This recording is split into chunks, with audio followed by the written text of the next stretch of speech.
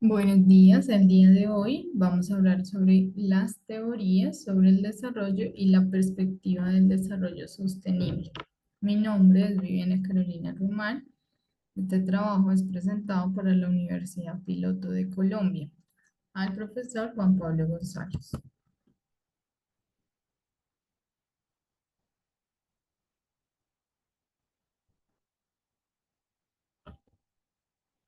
El contenido que se va a tratar durante la charla es la introducción, las diferencias entre las perspectivas Blas y Gala, la importancia de la expansión de capacidades y su importancia histórica, los contextos culturales y territoriales en la sostenibilidad y la conclusión. Como introducción,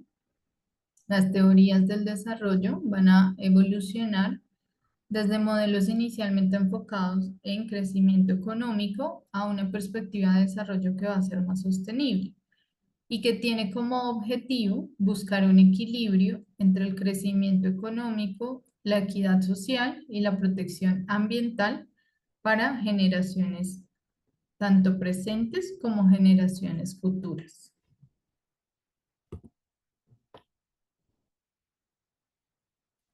Las teorías que actualmente vemos van a estar basadas principalmente en áreas tanto económicas, sociales y humanas, como en áreas medioambientales. Estos tres son componentes fundamentales del desarrollo humano y el desarrollo de las diferentes sociedades que vamos a ver. En 1998, el doctor Sen habla o describe sobre la perspectiva Blas y la perspectiva Gala. Y es que para ese tiempo, Blas, él lo definió como sangre, sudor y lágrimas, y lo que buscaba era identificar lo que sucedía en el tiempo, en ese momento donde el desarrollo se basaba en un proceso de acúmulo de capital y donde el objetivo era básicamente altos niveles de crecimiento económico. Esto podría llegar a implicar bajos niveles de bienestar social y altos costos en cuestión de bienestar para la población. Sin embargo, el rol del Estado en ese momento era direccionar esas políticas, sobre todo de desarrollo económico. La mayoría de veces lo que se veía era que había un sacrificio y desigualdad y ese sacrificio se justificaba, digamos, porque finalmente a corto plazo ellos veían que iban a tener pues, beneficios en la cuestión de riquezas económicas. Eso implicaba muchas veces que las personas estuvieran sometidas a bajas prestaciones sociales y en algunos países era tan severo ese proceso de desigualdad que podía llegar a favorecer hambrunas. El gobierno generalmente tenía un papel más de autoritario y normalmente era la forma como imponía sus sacrificios que ellos consideraban necesarios para lograr ese rápido desarrollo económico que buscaban y se obviaba entonces la importancia de los recursos humanos y suprimía algunos derechos humanos. En el caso de Gala, el enfoque de esta teoría es como el contrapeso, aunque el autor dice que en algunos modelos tal vez podría tener un poco de una y un poco de la otra. Sin embargo, en el caso de Gala, su idea central es la promoción del valor de la vida humana y como algo superior a la riqueza económica. Hablan de un proceso que es mucho más amigable, hablan de la cooperación entre individuos y empieza a tomar fuerza el término de libertad y de capacidades. Entonces acá van a aumentar y a valorar las libertades y las capacidades de cada persona para que sea y haga lo que consideren ellos importantes para su vida. Hay una importancia en el término de bienestar social y van a estimular la capacidad productiva, pero también va a respetar los derechos humanos. Respecto a la parte de bienestar, el bienestar ellos lo consideran como la posibilidad de tener una calidad de vida que va a estar compuesta por un conjunto de funcionamientos que son una serie de acciones que van a estar interrelacionadas. Y también habla de la interconexión de libertades. Entonces, acá nos transmite la importancia de las libertades económicas, de las libertades políticas, las libertades sociales y cómo todas estas libertades finalmente se van a complementar para que el ser humano tenga o logre un bienestar.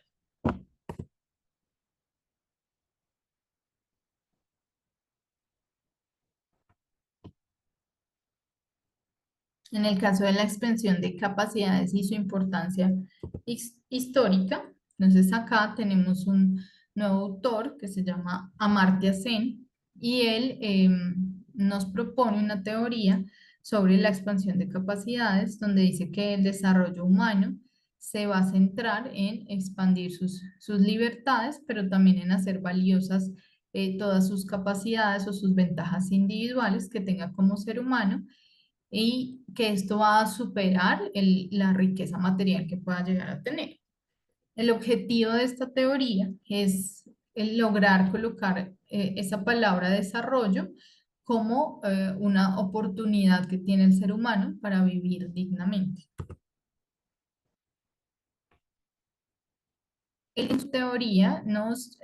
propone que las teorías, digamos que anteriores a el de desarrollo, hablan o su enfoque principal es un enfoque de crecimiento económico que está basado en algunas teorías como la industrialización, la infraestructura, el PIB, pero actualmente las teorías de modernización, de dependencia o de globalización buscan no solamente el crecimiento económico, sino que también están a favor de una articulación con el concepto de desarrollo humano. Y esta teoría es tomada por la ONU y se crea el Índice de Desarrollo Humano, que finalmente es como la forma que van a tener esas sociedades de medir ese proceso de desarrollo enfocado en las capacidades humanas. Entonces, mira indicadores como el de salud, como el de educación, pero también mira los ingresos.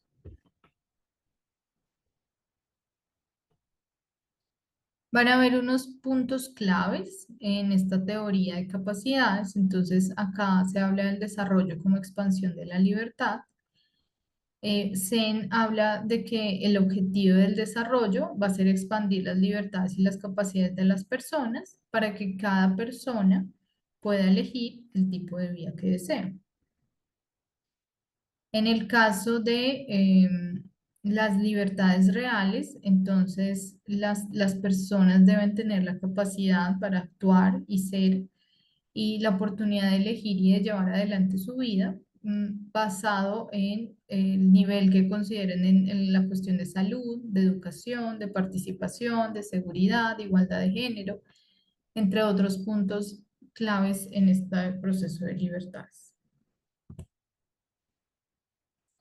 Habla también de la capacidad versus los recursos, entonces nuevamente nos hace énfasis en que el bienestar no solo depende de sus ingresos o sus recursos económicos, sino que tiene mucho que ver con las capacidades de las personas y esas capacidades se las defines como esas habilidades para convertir recursos en algunas acciones valiosas y esas acciones valiosas finalmente terminan impactando en salud o en participación social. La diversidad individual, entonces, deja claro también que las personas somos diferentes en nuestras necesidades y en nuestras capacidades y que eso debe ser también valorado por las sociedades para tener un mejor funcionamiento. Como puntos claves está el contexto social también, entonces, em, la forma como los individuos van a crecer, sus contextos, sus culturas, van a influir también en la forma como se interactúen con su medio y cómo permitan hacer algunos tipos de participación. Entonces ellos hablan de participación política, pero también la importancia de aceptarnos diversos y de evitar estos procesos de discriminación. Se habla también del individualismo ético. Aquí el autor nos refiere que tiene que ver con la importancia de que cada individuo es único, tiene creencias, tiene valores diferentes, pero eso no significa o no tiene nada que ver con el egoísmo, simplemente es reconocernos como únicos cada uno de los seres humanos. En el caso del enfoque normativo, el autor es enfático en hablar sobre la importancia de tener una reglamentación o una base en cada sociedad que pueda evaluar la justicia social y la calidad de vida, enfocándose en lo que las personas son capaces de hacer y ser, pero basado en la idea de dignidad humana. Entonces, es importante que cada sociedad cuente con un enfoque normativo que le permita a las personas que hacen parte de esa sociedad, pues poder estar dentro de ese proceso de justicia social y de calidad.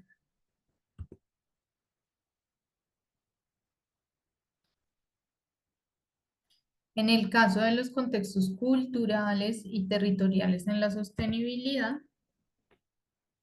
tenemos diferentes teorías. Sin embargo, uno de los autores que más impacta en este módulo sería el autor Jeffrey Sachs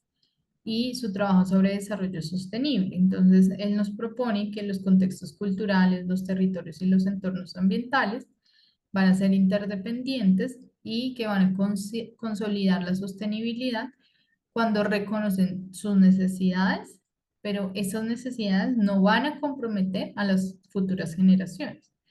Y él es muy claro en explicarnos que son diferentes los factores que implican en ese proceso de sostenibilidad, que tiene que ver con factores sociales, con factores económicos, ambientales,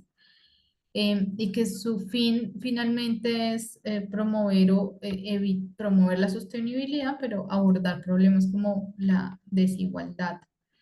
Y todo esto buscando, garantizando la protección de los recursos naturales y asegurando un bienestar social y ambiental a corto y a largo plazo.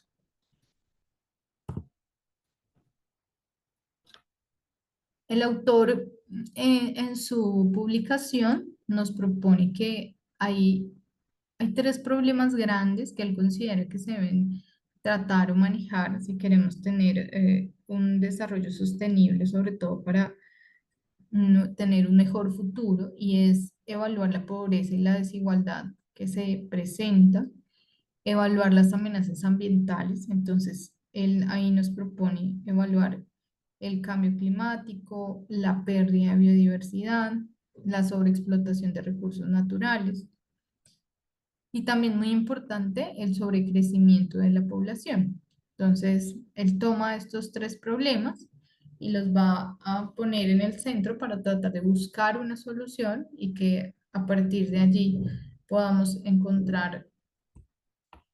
una mejor forma de relacionarnos con nuestra sociedad y con nuestro medio ambiente. Entonces, él nos propone que debemos encontrar un equilibrio y ese equilibrio debe incluir tres cosas fundamentalmente: un equilibrio en la prosperidad económica, en la inclusión social, en la sostenibilidad ambiental. Y estos tres puntos son muy importantes porque unidos van a ser lo que finalmente dé origen a lo que conocemos como los Objetivos de Desarrollo Sostenible,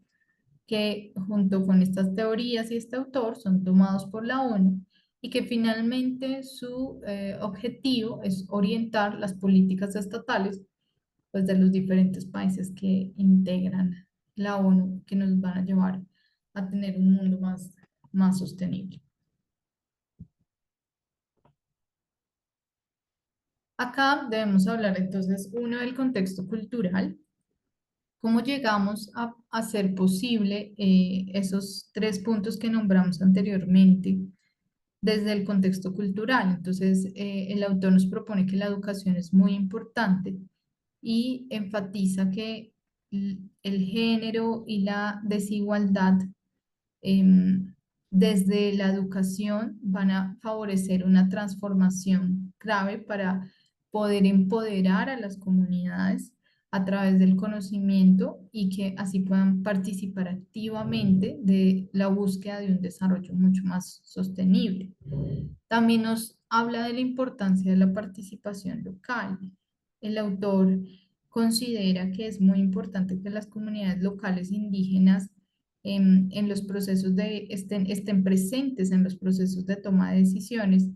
sobre el uso de toda la parte de sus territorios, porque finalmente estas comunidades van a tener conocimientos tradicionales sobre cómo se cuida, cómo se mantienen los recursos y muchas veces nos podemos dar cuenta, en el caso, por ejemplo, de nuestro país, tenemos un amplio número de comunidades indígenas que tienen un conocimiento que muchas veces no ha sido explorado, pero además sabemos que tienen una muy buena relación con el medio ambiente, son muy respetuosos del medio ambiente. Entonces, es algo que Sachs como autor quisiera que tuviéramos en cuenta a la hora de tener un desarrollo sostenible. Hablan también de las tecnologías, es imposible desligarse en este momento del uso de tecnologías, entonces ellos nos indican que las tecnologías pues, van a ser claves para esa transición hacia la sostenibilidad. Y las tecnologías pueden impactar de diferentes maneras, pero digamos que una de esas puede ser ese proceso de educación, que puede ser un proceso mucho más fácil de poder transmitir a las personas para que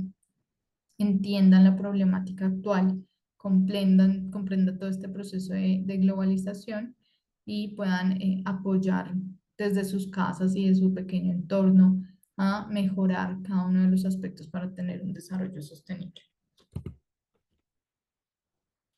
En el caso de los territorios, acá hablan de dos principios. Uno es la planificación especial, entonces es necesario que todas las ciudades y comunidades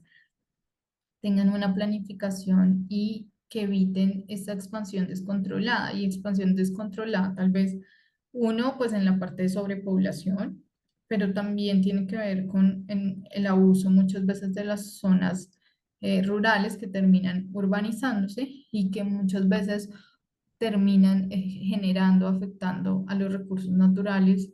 y pueden llegar a generar problemas ambientales graves. Entonces también es importante definir parámetros, límites y zonas que deben ser respetadas para evitar estos problemas de uso o abuso de los recursos naturales. Y con respecto a la gobernanza del desarrollo local, es necesario que se asegure unas políticas claras en cada territorio para que se gobierne de forma equitativa y sostenible.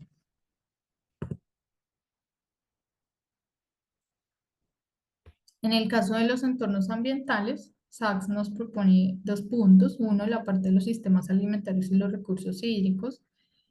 Es importante tener una alimentación sostenible, pero también es muy importante el cuidado, sobre todo de nuestra agua y de nuestros océanos. Entonces sabemos que finalmente los recursos que nos provee la Tierra son fundamentales para la sobrevida humana y para la salud del planeta. Entonces acá entran todos los puntos que van a cuidar el, el agua y que buscan disminuir el impacto del cambio climático, que muchas veces está también generado por el exceso de la agricultura, por el proceso de ganado, que puede llegar a afectar a al medio ambiente. En el caso de la descarbonización y la energía, la sociedad ambiental va a estar intrínsecamente ligada a la descarbonización de la industria y la transición de fuentes de energía mucho más limpias o renovables. Entonces es necesario pasar del uso de toda esta parte de carbón, de gasolina, a energías que sean mucho más amigables con el ambiente y creo que ahora estamos viendo cómo se está tratando de migrar a otro tipo de energía, como eólica, como energía eléctrica, que puedan ayudar o impactar de menor manera a los entornos ambientales y naturales y así los podemos proteger.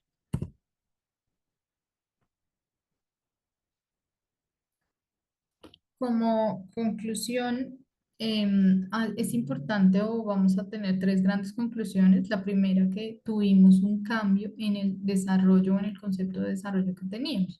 Un concepto que inicialmente nos invitaba a ver el desarrollo solamente como un proceso de acumulación de capital o de economía, a entender que más que la economía es más importante que las personas tengan calidad de vida,